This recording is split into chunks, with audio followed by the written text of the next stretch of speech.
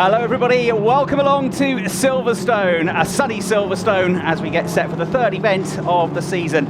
It's the 2018 Formula Renault Euro Cup. It's the first of the weekend's two races and it's round 5 of the championship coming up. The cars, as you can see on the grid, and we've got glorious weather here at Silverstone set for the full weekend. After the practice sessions yesterday, we had a qualifying session this morning, and the track temperature and the air temperature has continued to rise. As you can see there, the track temperature is approaching 37.5 degrees. So it's going to be hard work for the drivers in this 33-minute plus 1 lap race coming up. The qualifying session this morning, as ever in Formula Renault, they were divided up into 2 separate groups, each getting 15 minutes of qualifying. And as we've had throughout the course of the season so far, really, one group had the better track conditions as the track got fresher and fresher as the morning wore on, and it was the second group of cars that had the fastest overall times. But that doesn't matter too much in terms of the grid if you were in the second fastest group, because yes, the group with the fastest driver gets pole position at the pole side of the grid, so first, third, fifth and so on. But if you are fastest in group 2, no matter what your overall time, you'll be second on the grid, second fastest in the slower group, second on the grid, and so on. And so it's Max Futrell that's got pole position here in his second season of the Formula Renault Euro Cup.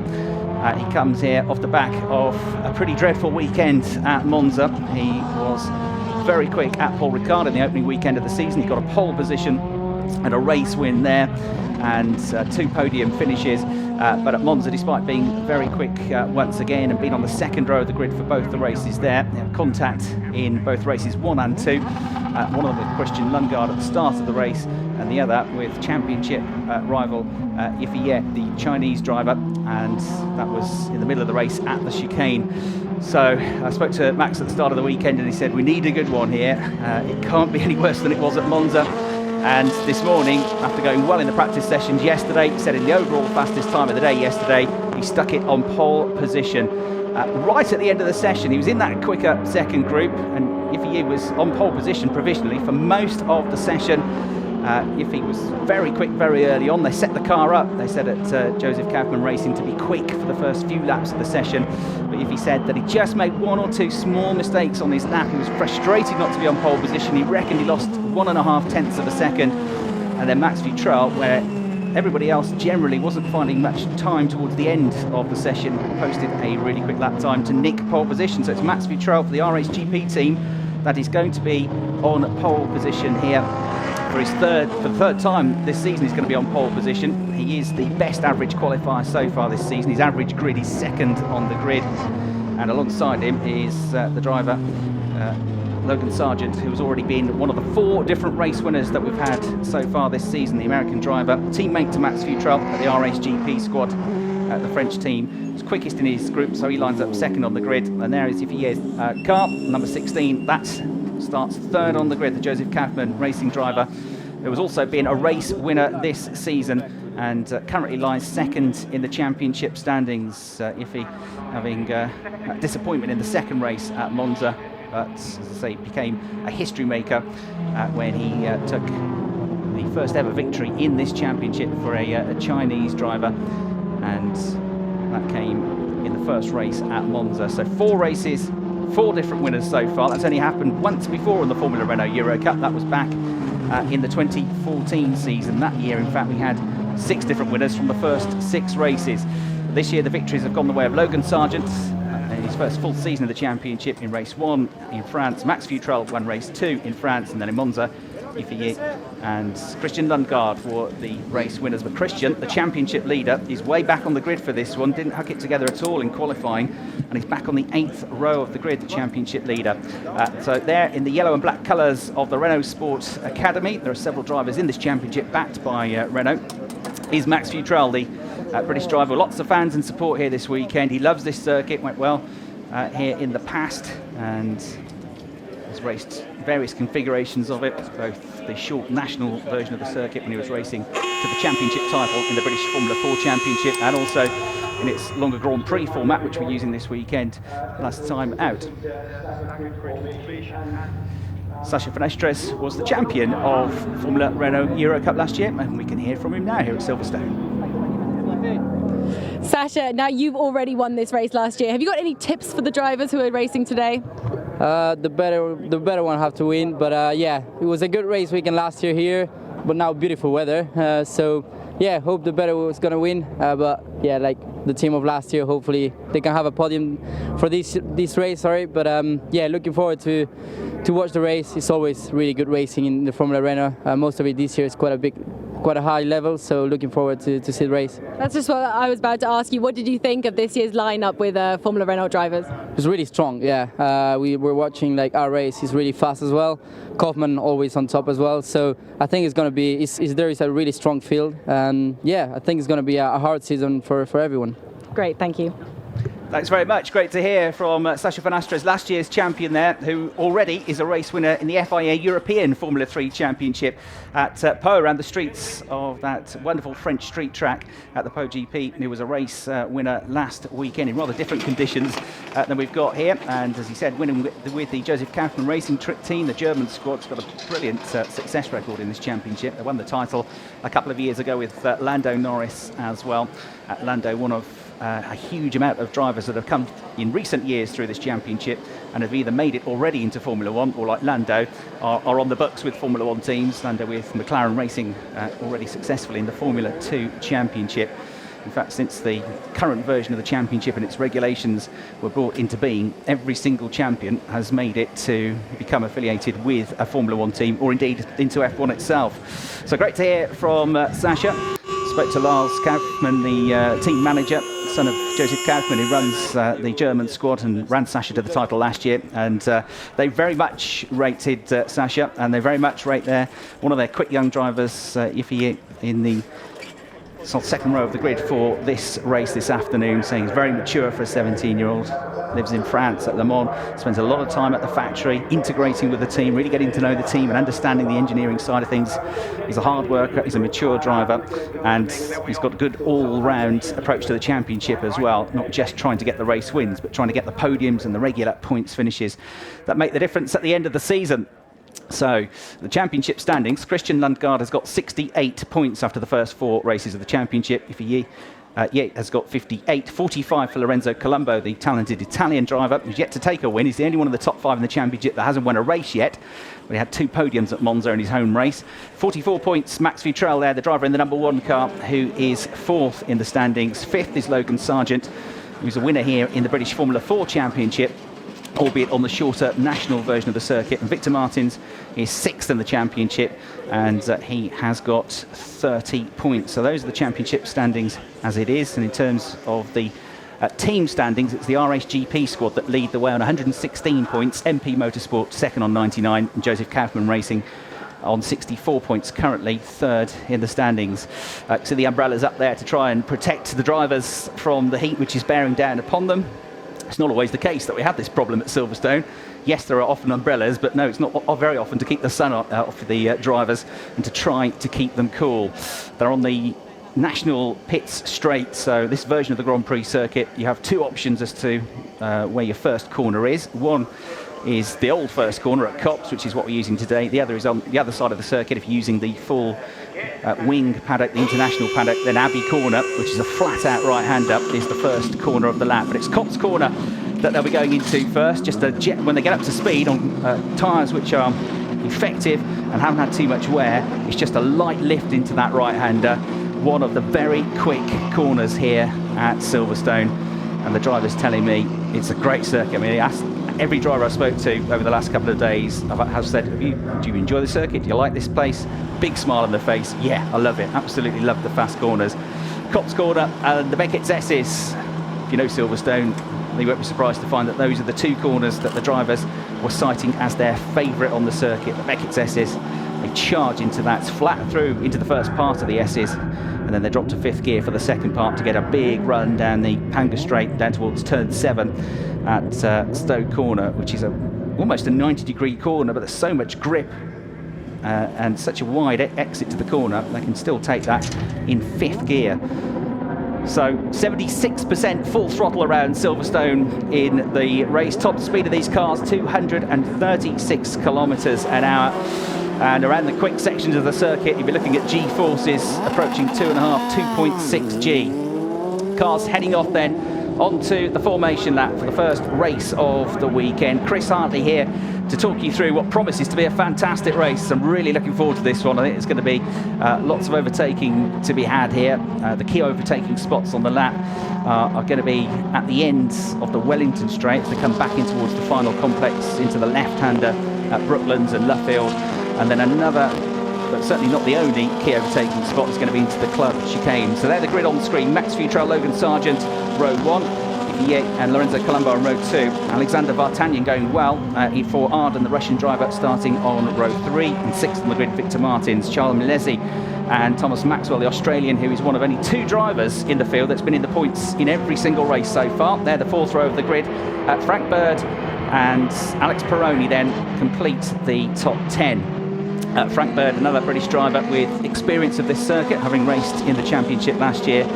And he was quickest in his team in qualifying this morning and went very well around here. He said they had a little bit of trouble with oversteer at the start of the weekend, but they really nailed it in qualifying this morning. And Frank was beaming from ear to ear with his performance. He says that the circuit was in great nick this morning, really huge amounts of grip out there. It's been resurfaced for the start of this season. That said, Silverstone is a circuit where there have always been plenty of bumps and undulations just under the surface of the track, and Max Futrell saying that that's still the case through the Beckett's S's. Even though it's been resurfaced, it's still bumpy through there.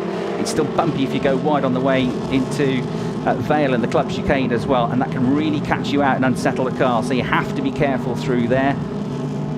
And Yvier also saying to me on the exit to Copse Corner, there's a curve there which you have to be pretty careful of because it can launch you up into the air. So it's all about the position around this circuit and the bravery as well.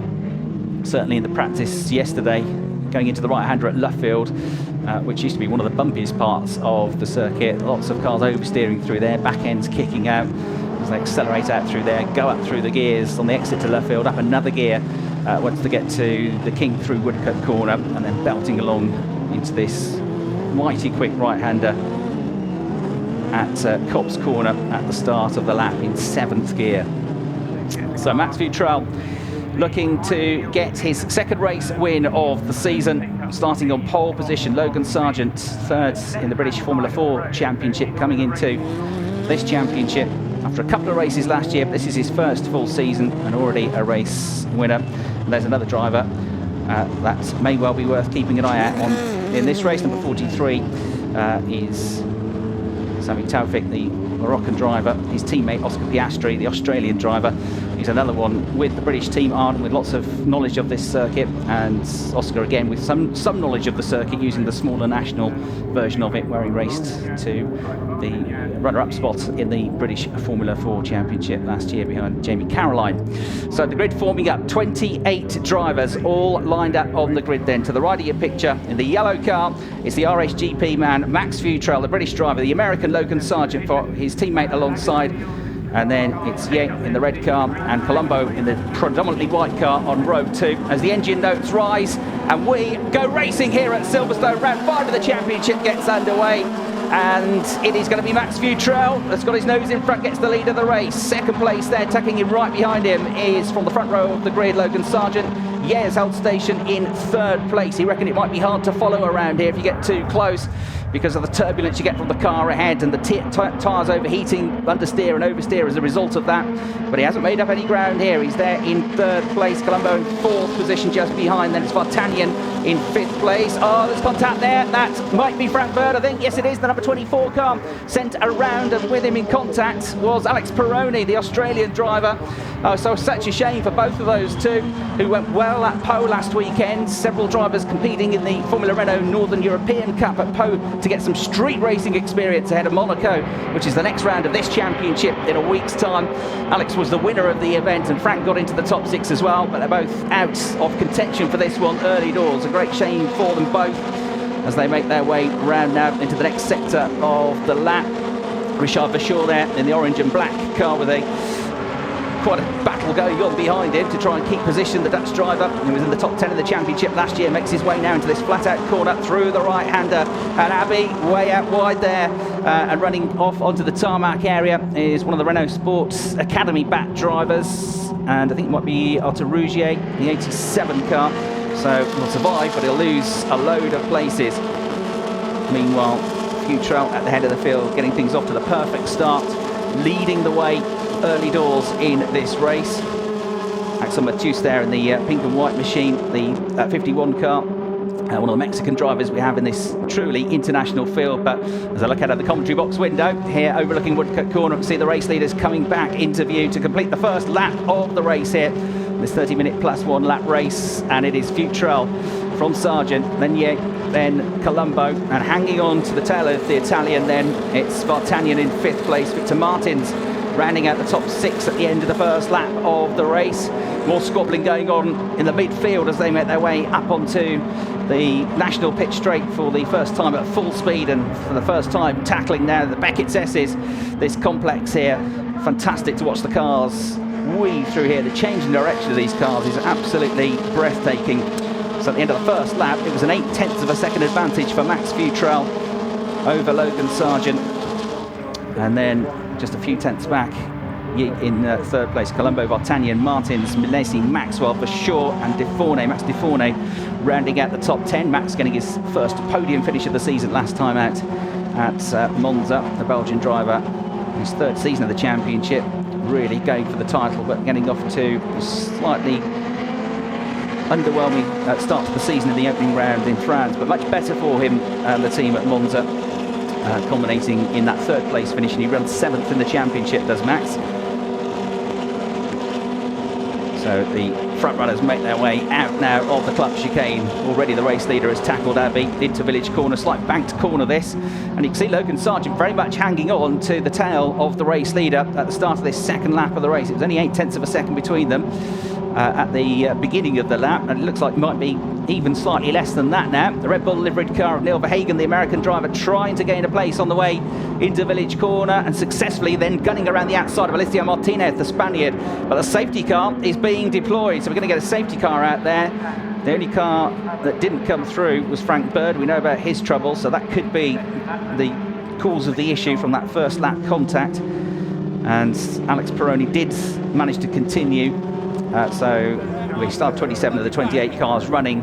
A sad sight though, Frank Bird, the Tech 1 racing driver, who had such a good qualifying session earlier on. He's been a point scorer already this season and had a strong run into the top 10 in 8th place in the 2nd race at Monza, but out early doors for him, I'm afraid.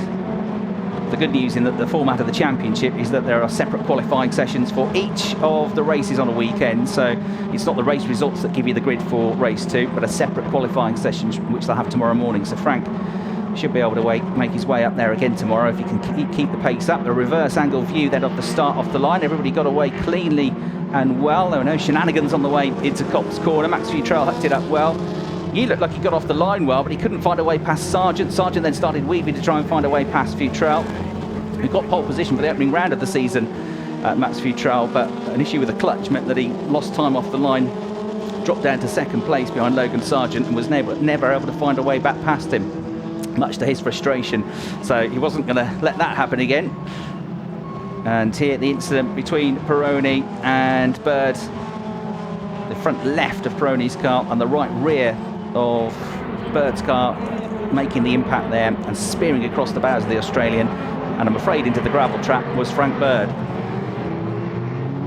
So with just about 5.5 minutes of the race complete, Max Futrell will back it off behind the safety car. I don't think it'll be too long with the excellent team of marshals we have here at Silverstone before they get Frank Bird's car retrieved, and we should then be able to get pretty quickly back up to racing speed. The RAce GP team at the moment with their drivers running in 1st and 2nd positions, and they had a great run here last year as well. They won the first race, the RAce GP squad, with the British driver Will Palmer, son of Jonathan Palmer, of course the Formula 1 racer and owner of several circuits in the UK, including Brands Hatch. And they had a win in race 2 with Robert Schwartzman, the talented Russian driver, as well, with Will Palmer coming home 2nd in that one. So they had 1-2s in the 2 races here at Silverstone last year. So they've obviously got a good handle on the circuit and a good setup for the full Grand Prix circuit. They've also got a very talented driver in Max Futrell leading the race as well. Based in the Loire region in the west of France, Thibaut de Merendol and Cyril Comte, the engineers that founded the team around about 6 or 7 years ago, back in 2011. Pierre Gasly, one of their drivers that have come up through the ranks that they've run and now made it to Formula One. And they sealed their first title 3 years ago with the Renault Sport Trophy, moving into Formula Renault in 2017. And they had 3 drivers in contention for the championship last year, the likes of Schwartzman and Will Palmer, but it was Sacha Fenastres, who we heard from on the grid, who's here supporting Renault this weekend, that took the championship title. Only the drivers coming up through Formula Renault Euro Cup and going on to Formula One. Esteban Ocon is a driver that raced in this championship a few years ago, now of course racing in the Formula One Championship. And Silverstone, a place which has fond memories for Renault as a brand, because it was back in 1977, the British Grand Prix 1977, where Renault made its debut in the Formula One World Championship. So how much progress has Christian Lundgaard made in this race? A little bit is the answer, but not much. He started 16th and he's up to 14th place, the championship leader, winner of the Formula Renault Northern European Championship last year, coming into this championship for the first time and making quite the impression, the Danish driver. But a slightly off-colour run in qualifying this morning.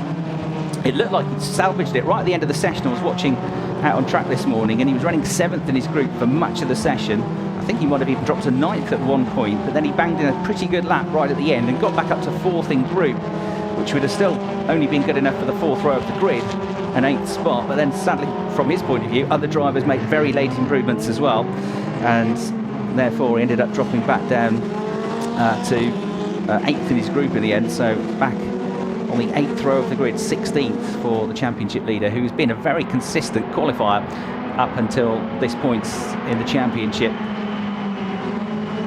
Has never been out of the top 5. 2 fifths in France and on the front row of the grid for both races at Monza. So it's a bit of a shock to system to see Christian down there and struggling a bit for whatever reason, and get a chance to catch up with him to find out. He wasn't too, he million miles off the pace, but it was very, very close out there.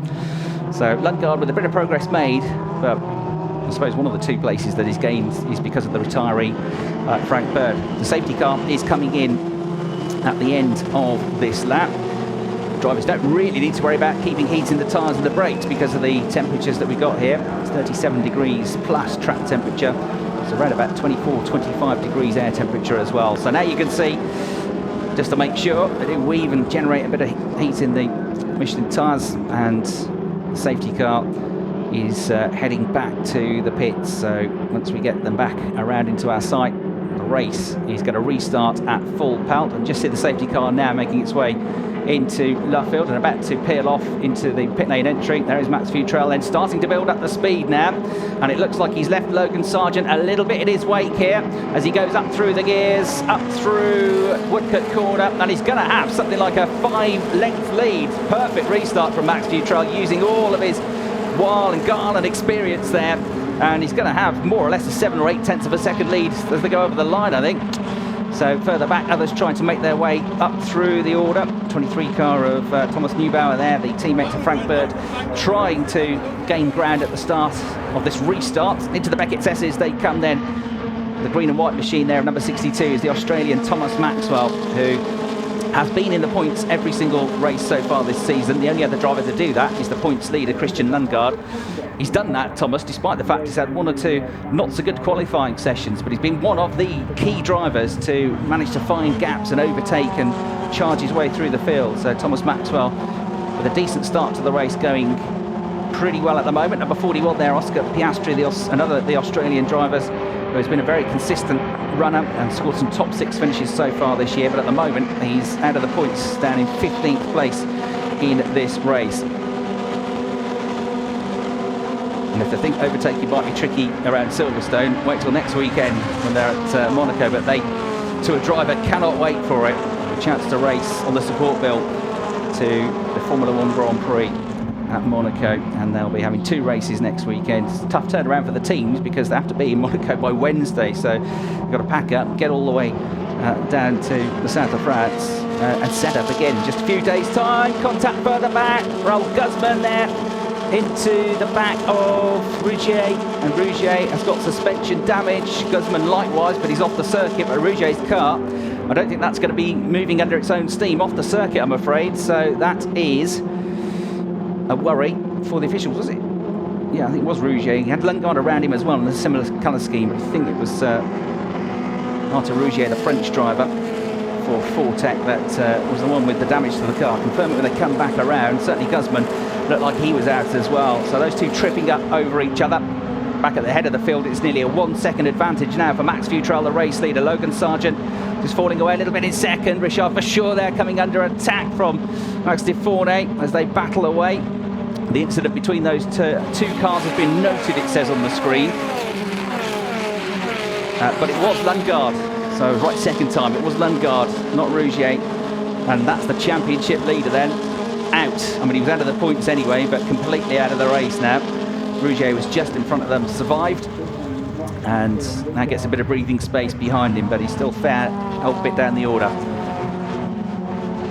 There is Victor Martins then in the number 4 car, currently running in 6th place. One of the drivers that raced at Pau last weekend to try and gain some circuit racing knowledge around a street track around Pau. Christian Lundgaard was another of those drivers. He got 2 second place finishes behind Alex Peroni, whose teammate Max de Fournet there in the orange and white car, still right on the tail of Richard Verschoor. They're running in 9th and 10th positions. Right behind in 11th place you've got Smoljar, then the Russian driver, and Verschoor again having to be pretty tight on the run to defend his position, and out wide all over the escape road.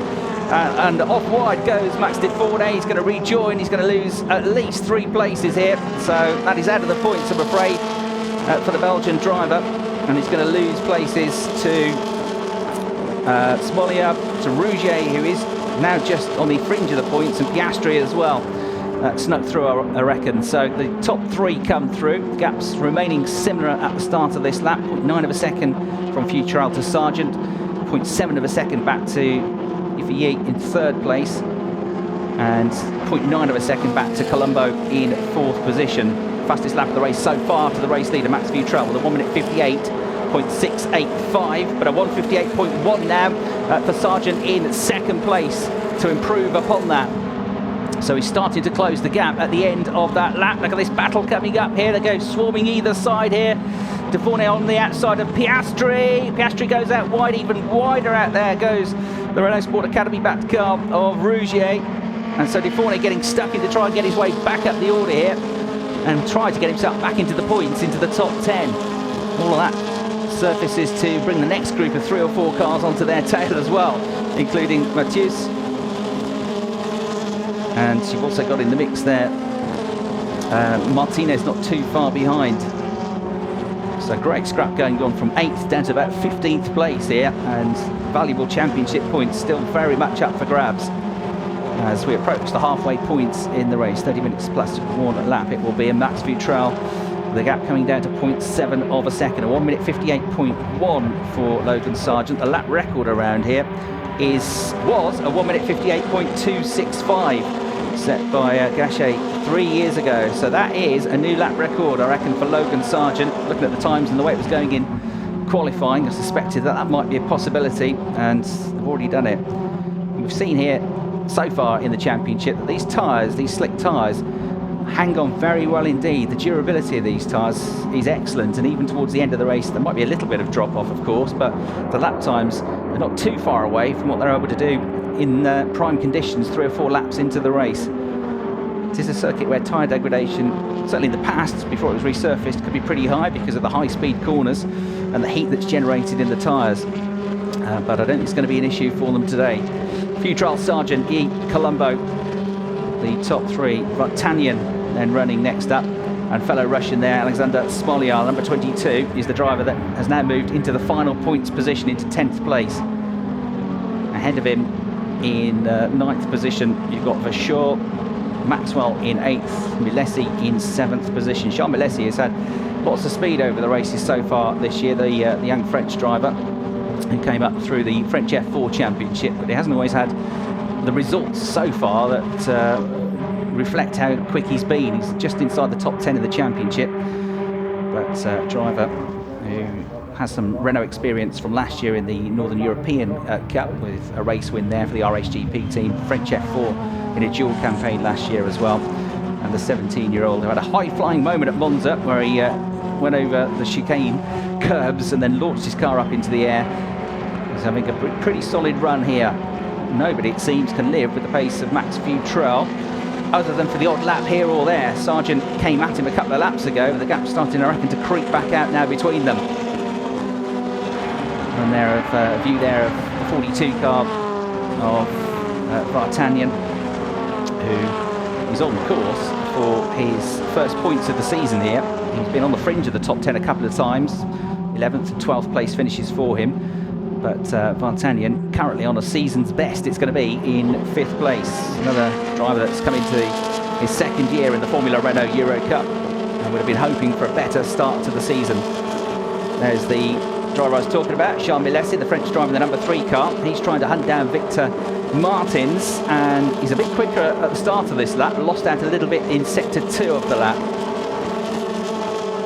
Lock up there, I reckon, for Thomas Maxwell, smoking the tyres just ahead of Richard Verschoor. So Maxwell, the Australian driver, in 8th place, having to work hard to keep the rapid Dutchman behind him.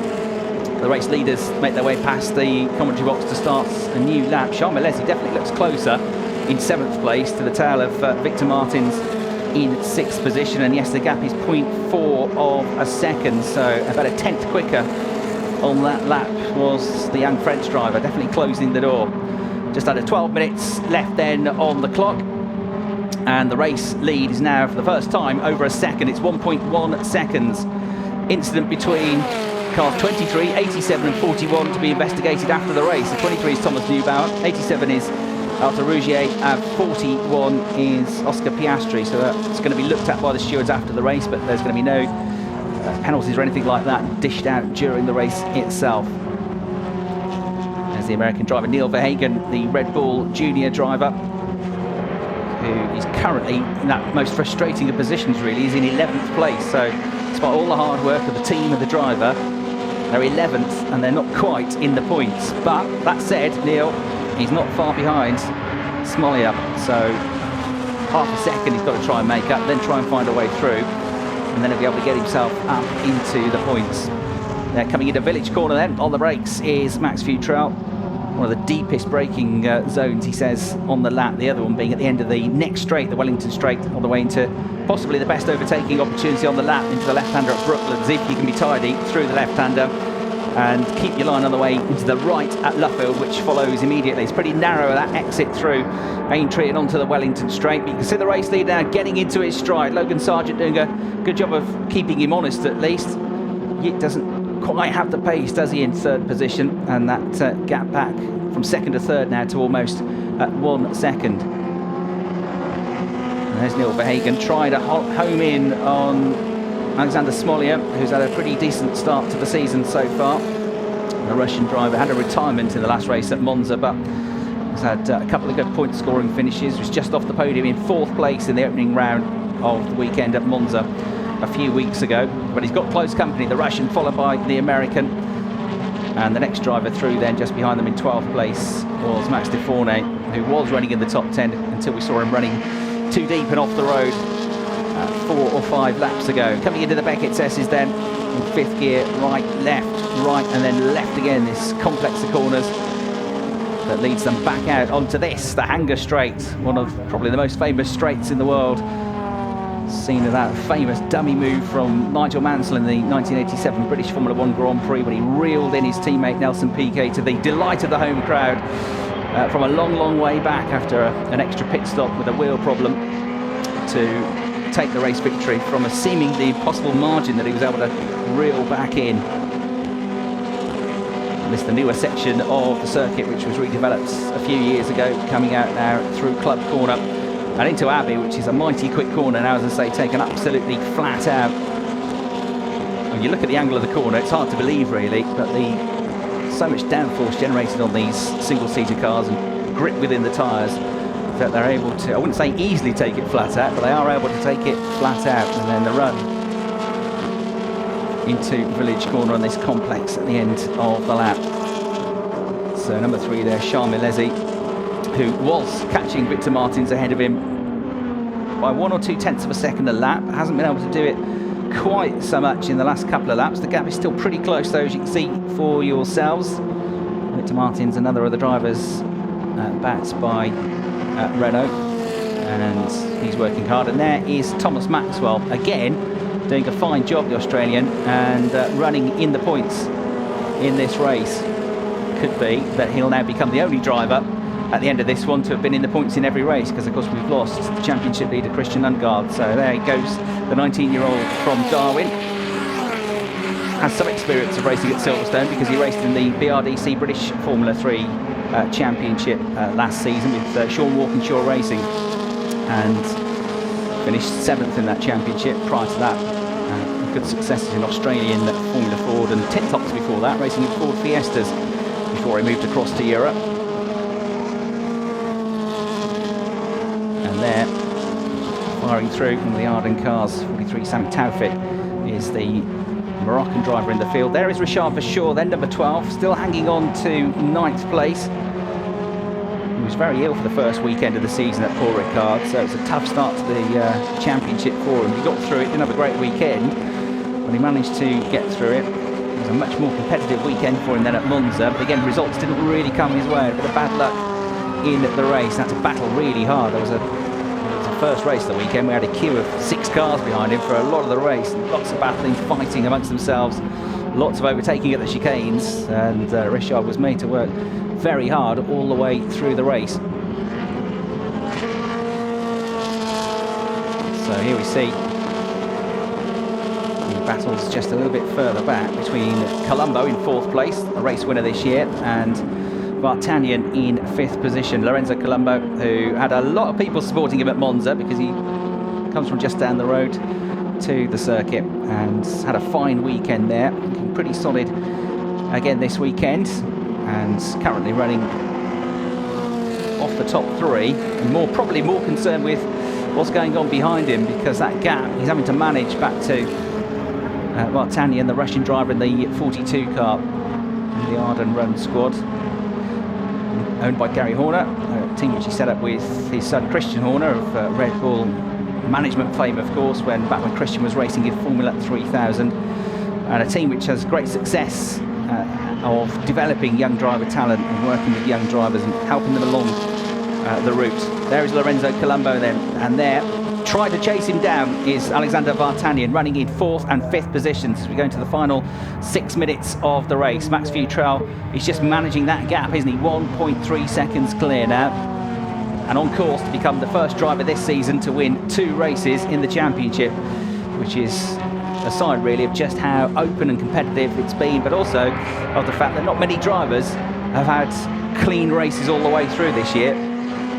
Everybody's got a story to tell in the championship. Everybody's had an off day or an off result somewhere along the line, but it's a long championship this.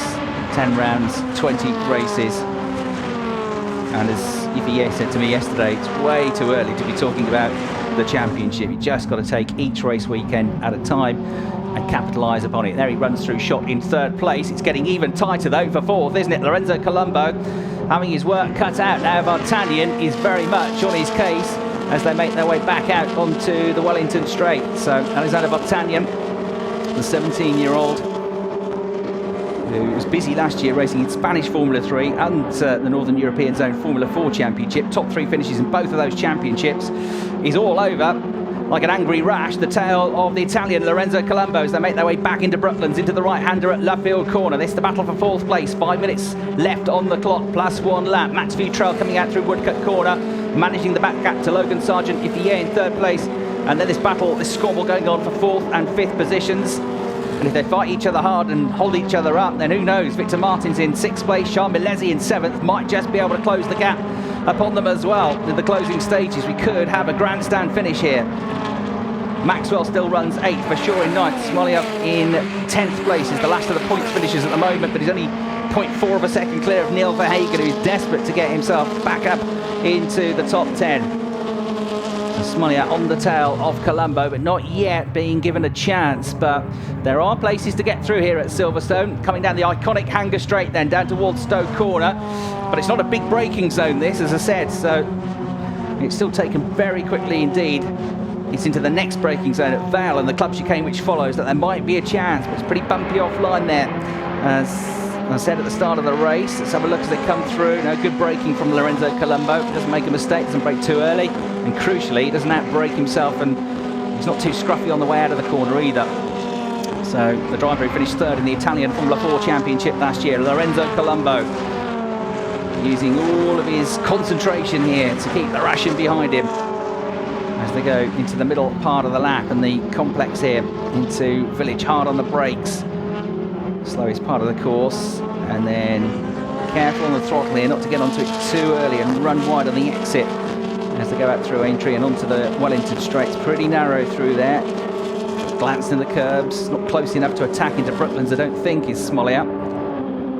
The lead gap's 1.4 seconds, so it grew by another 1/10 between Futrell and Sargent. And Sargent is proving to be a very impressive rookie so far this season, and consistent as well. And Victor Martins still only just clear of the number 3 car of Charles Milesi, having a good run.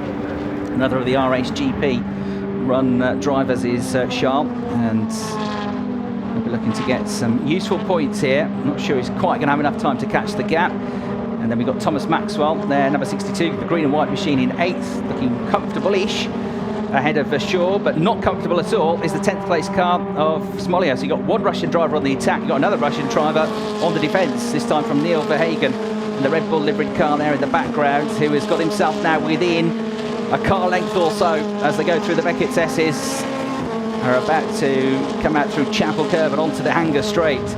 Meanwhile, Lorenzo Colombo's got his mirrors absolutely full here of Alexander Vartanian, but Vartanian again doesn't show his nose here on the way into Stoke Corner. Track just falls away a little bit there as they come down into Vale on the brakes, and then a big wide club chicane to lead them onto the international pit straight here. That is where the gap grows, actually, through that couple of corners there. Lorenzo Colombo just edging away. And there is Smolia on the blue, white and red car, being harassed here by Neil Verhagen. The Red Bull Junior pushing on hard to try and get himself in the points here, run by the Tech 1 Racing Squad, another very experienced French racing team. And he's pushing on so much, Alexander Smolia, that they're both catching up to the tail of Richard Verschoor. So Richard has had a fairly quiet race for the last 6 or 7 laps, is now sort of slightly nervously glancing over his shoulder here and seeing this battle that's raging ahead and catching him up as well as they come out onto the Wellington Straight. At the head of the field, though, with just 32 seconds left on the clock, Max Futrell is about to come into Woodcote Corner. Oh, look at this. Verhagen almost alongside as they go through Brooklands. There's contact, and around goes Smolia. Spins it at full 360. He'll keep it going, but Verhagen will go through into 10th place, and it looks like he's lost the engine as well, I'm afraid. So he's going to creep off onto the grass there on the entrance to Luffield Corner, and great frustration for him out of the race right at the end. Well, not quite at the end, but almost there. So Verhagen promoted up into 10th place. Deforne was right behind as well. That must have been a pretty hairy moment for Max as he tried to avoid the spinning car. So he'll be back up into 11th place. Oscar Piastri promoted up to 12th position. Clement Novalak has made up good ground in this race. He's up into 13th, not quite in the points, but he's come up the order pretty well here in this race. So the clock has ticked down to 0. That was after the race leader crossed the line, so another couple of laps. Incident at turn 17 noted, that's Luffield, and you don't need me to tell you who they're going to be looking at for that one, but it's been noted, and it's one of, I think, 3 incidents now in the race that's going to be reviewed by the stewards afterwards. So it could be a late night for the officials, and we'll bring you news of anything that goes on post-race in the build-up, of course, to tomorrow afternoon's second race of the weekend. Max Futrell, though, has driven absolutely superbly here. In fairness, Logan Sargent hasn't made his life easy. He's kept him honest all the way through this race. And the gap, just 1.1 seconds now. The biggest it's ever been is 1.3 seconds. A couple of times it was under a second, but I feel like Max Futrell has just been managing this race here. Logan Sargent has stayed with the second-year competitor, and Max Futrell, lots of friends and family supporting him here this weekend. He's getting close to his second victory of the season, and a much-needed race victory as well. Last year's rookie champion in this championship, finishing in 6th place overall in his first season in the championship. Goes through across the start-finish line and onto his final lap of the race. 1.1 seconds, the gap remains pretty much the same. And a spin for Max de Fournet there from 11th place, or a spin, or something happened. Just got the tail end of that, but he was just behind Neil Verhagen trying to get himself up into the points. So he's had a very frustrating race, even more frustrating race for his teammate Alex Peroni after his double victory at Pau last weekend. Out early on with that contact with Frank Bird, or at least had a contention early on in the race. Only the 3 retirees in the race so far as they come for the final time down through the Hanger Straight.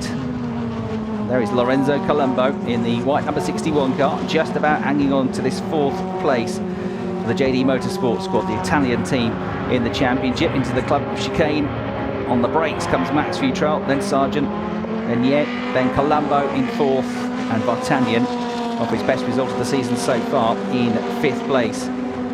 Very much hanging on to him. 6th place, it's still Victor Martin. 7th, Milesi. The gap's grown between those two to 1.1 seconds now, so Milesi, I think, is going to have to settle for 7th place.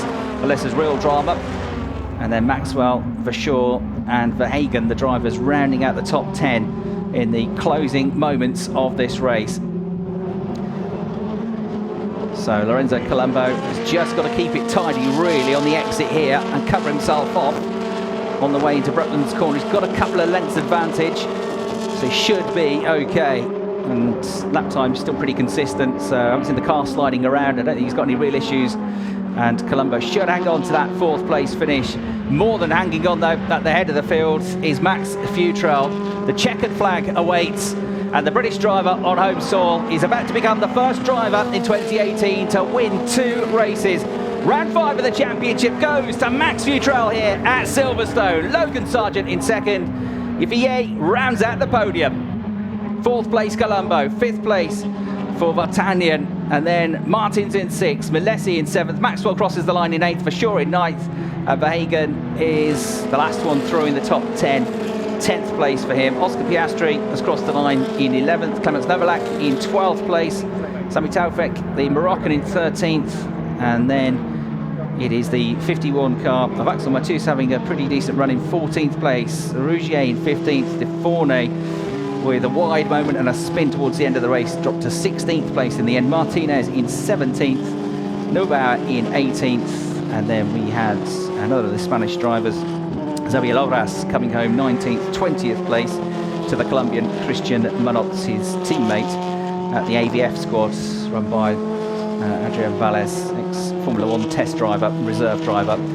So the winner of the race, Max Futrell, is going to pick up a much-needed 25 points, because make no bones about it, Max is here to win the championship title this year, and I'm sure in his eyes anything short of that is going to be a disappointment. So he's very determined, and he's had the speed all year long. He hasn't always had the luck so far in the first couple of events of the season, but he did a perfect job in that race, and a well-deserved victory for Max Futrell. That's going to move him on to 69 points now, ahead of Christian Lundgaard's total.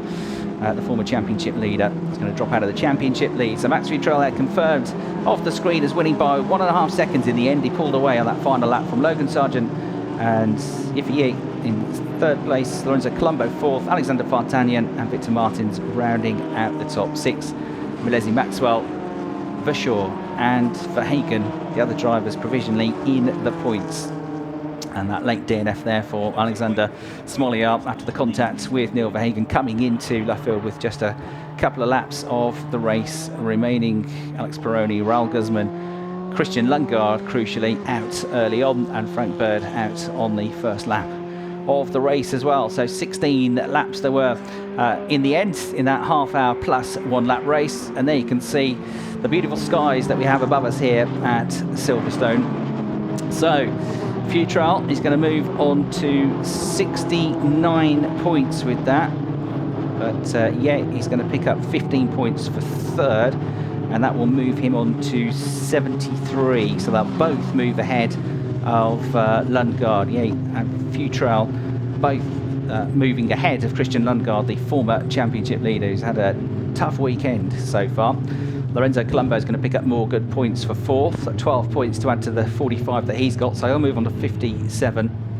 I think we'll stay in, well, he'll drop actually to fourth place in the championship, but of course he closes the gap to Christian Lundgaard as well. Into the much needed shade then come our drivers as they make their way back into the winner's circle here, just underneath the podium. That's Futrell calmly goes through the process of undoing the belts, getting out of the car. Logan Sargent there giving him a warm and hearty congratulations. Max now making sure he replaces the steering wheel, and now job done. He gets the cheer of the team, the friends, the family, and he goes straight over to them to be congratulated. That's 2 wins now out of 5 races. It's been a tough year in some respects, but when you've got that much pace, you're always going to rise to the top in the end. And he'll be absolutely delighted with that. But it's only half a job done, because he knows he's got to go and do it all again tomorrow. Qualify well in the morning and race well in the afternoon. So only the one race so far this year where he didn't get in the points. He did manage to scrape a point after that contact with Ivier in the second race at Monza. Thibaut, the team boss there with the beard, congratulating his driver. So it's 4 points finishes out of 5, 2 wins, 3 podiums so far this season. Logan Sargent back on the podium as well, for the first time in fact since he won that season opener at Le Castellet, Paul Ricard in France. And again, there's only one race where he's not finished in the top 10. So we'll look back at some of the highlights of the race now while we wait for the drivers to make their way up onto the podium and to hear hopefully from our race winner. A very good start for Max Futrell and Logan Sargent, really hanging on to him. Ivier got off the line well but couldn't capitalise upon that, and there was this contact on lap 1 with Frank Bird off into the gravel trap. Alex Peroni delayed as well, and with Frank's car in a precarious position, that brought about an early safety car period in the race. Lorenzo Colombo behind the top 3 in 4th place. Richard Verschoor there with Max Defournet, who had a lively race as well. And that was the moment that Christian Lundgaard and Raoul Guzman had a coming together, clipped each other, damage to the back of the suspension of the championship or erstwhile championship leader's car. He was way out of the points anyway, but a frustrating weekend came to a head with that incident there. And if you're in trouble after qualifying, of course you are in the situation in the middle of the pack where these things can happen. And then this moment at the end of the race, going for 10th place, Neil Verhagen and Alexander Spolier making light contact, but enough contact to send the Russian spinning around and into retirement. And Verhagen promoted up into 10th place, but it was Max Futrell with a flawless, untroubled really run that took the checkered flag and his second race win of the 2018 season. So a terrific drive, exactly what he needed on his home track here at Silverstone, and we can hear now from your race winner, Max Futrell. Max, a massive congratulations. Number 1 for number 1, 2 out of 5 races, a completely dominant race. Well done. That you must be happy. Yeah, especially after Monza, got taken out twice, so it's great to bounce back straight away with a win at my home track as well. It couldn't be any better. And were you feeling the pressure from behind? Well, I nearly went off at turn 11 because I couldn't take that flat for some reason, but yeah, I felt in control the whole way really. It was quite relaxed. Well, you've done a spotless job. Well done. Go get your trophy. Thanks. Fantastic, great stuff. Good to hear from Max. He's a very laid-back character. There are a few of them actually, and he said, oh, yeah, I couldn't take it flat out. I nearly went off at turn 11, but it was a very relaxed race, driving at 220 kilometres an hour.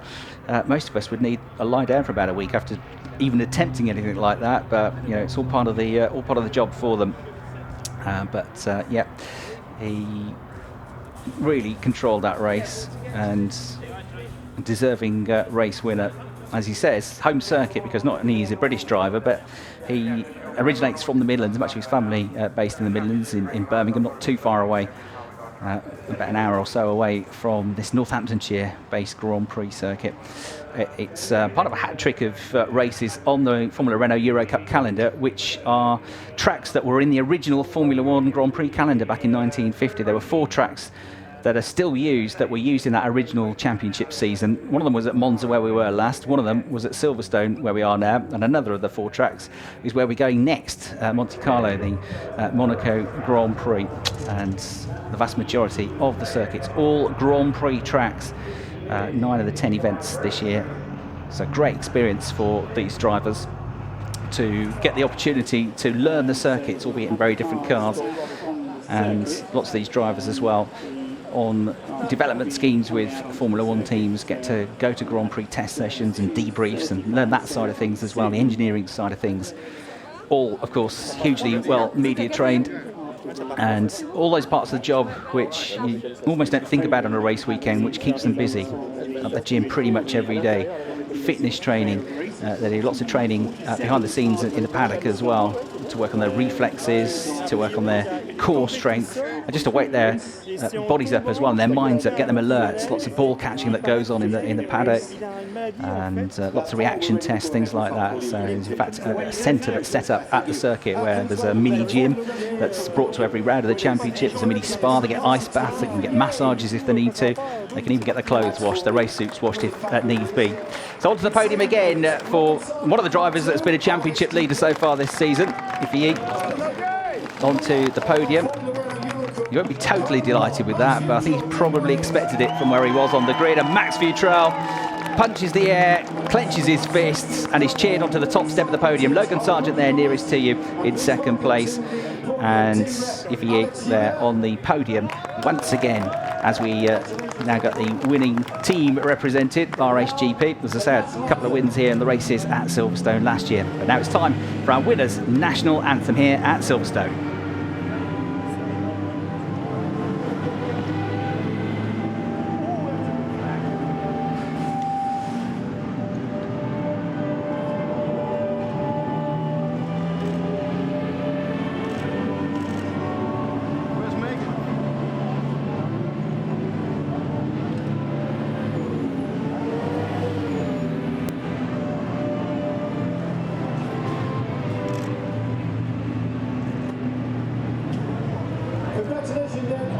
So proud moments for Max Futrell, who takes a much-needed race victory. Yes, they say it's too early to talk about championships, but of course they're all thinking about it, even at this early stage of the season, event 3 of 10. So now the third place trophy presented by Christian Rousseau of the ELF Motorsport Commission to Ify. Third place for the driver in the top 3 in the championship. Logan Sargent on the podium for the first time, as I say, since that victory in round 1 of the championship. So all 3 of these drivers very much gunning for the championship title this year. He and Sargent have already been championship leaders. And Jack Aitken it is, ex-Renault Euro Cup frontrunner, of course, that presents the trophy to his compatriot. The winner's trophy here in the first race of the weekend going to Max Futrell. So qualifying again tomorrow morning to come to set the grid. And Romain Ogier of Renault Sport Racing presenting the trophy to RSGP as well. And the teams, of course, are going to be straight to work on these cars to get them absolutely stripped down and pristine and ready for tomorrow's second race, round 6 of the championship. So now they can cool down a bit with a champagne spray here at Silverstone. And pretty quick off the mark was Max Futrell, but I think he might have been beaten for the first time today by Logan Sargent, who just about caught him. But he won't care at all. He'll take in the champagne, drink in the sunshine, and he'll look forward to getting on with another race victory tomorrow. Max Futrell then moving up into the top 2 in the championship. A disappointing day for Christian Lundgaard as the champagne is passed back in traditional fashion to the team. So from me, Chris Hartley and the team, hope you've enjoyed our coverage of round 5 of the Formula Renault Euro Cup.